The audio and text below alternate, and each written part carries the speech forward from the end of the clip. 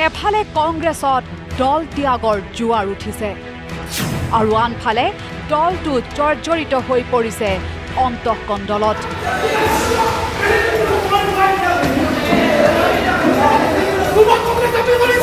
এয়া কৰিমগঞ্জ লোকসভা সমষ্টিৰ অন্তৰ্গত হাইলাকান্দিৰ ৰাজীৱ ভৱন। উত্তপ্ত হাইলাকান্দিৰ ৰাজীৱ ভৱন।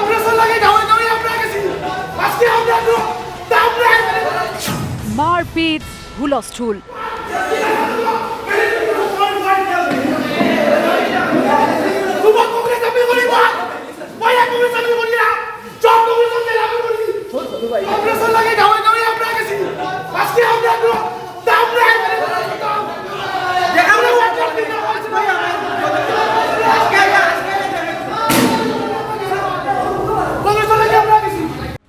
কৰিমগঞ্জৰ কংগ্ৰেছ প্ৰাৰ্থী হাফিজ ৰছিদ আহমেদ চৌধুৰীৰ বিৰুদ্ধে বিস্ফোৰক অভিযোগ।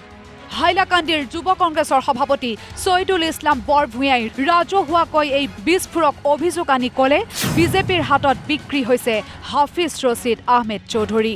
মোটা ধনৰ অংকৰ বিনিময়ত কংগ্ৰেছ প্ৰাৰ্থীজন বিক্ৰীৰ অভিযোগ তুলিছে ছৈদুল ইছলাম বৰভূঞাই। আজি আমাৰ প্ৰাৰ্থী হৈ গ'ল, কিন্তু ফিল্ডত অহা নাই, আমাৰ যুৱ কংগ্ৰেছৰ লগত বহা নাই, NSYৰ লগত বহা নাই, মহিলা কংগ্ৰেছৰ লগত বহা নাই। তেওঁ ৰাহুল গান্ধীতকৈও ডাঙৰ মানুহ হয়, মই ভাবি আছোঁ যে তেওঁ বহা নাই। তেওঁ আজি য়ং ব্ৰিগেড আছে, সেৱাদল আছে, তেওঁৰ লগত বহা নাই।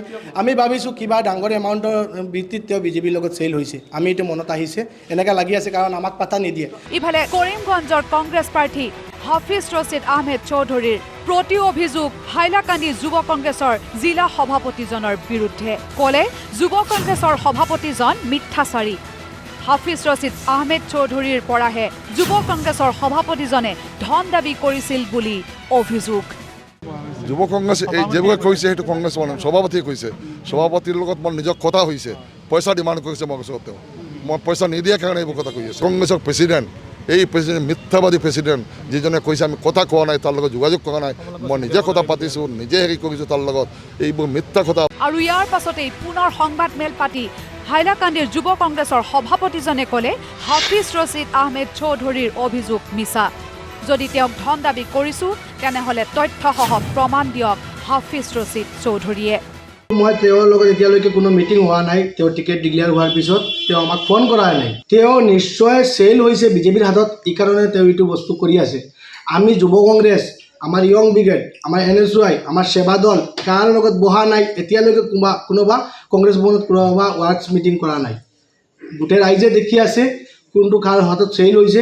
আৰু মই কৈছোঁ মোৰ ওপৰত যিটো এলিগেশ্যন অনা হৈছে, যদি কোনো প্ৰমাণ থাকে তেওঁ ওলাই আনক।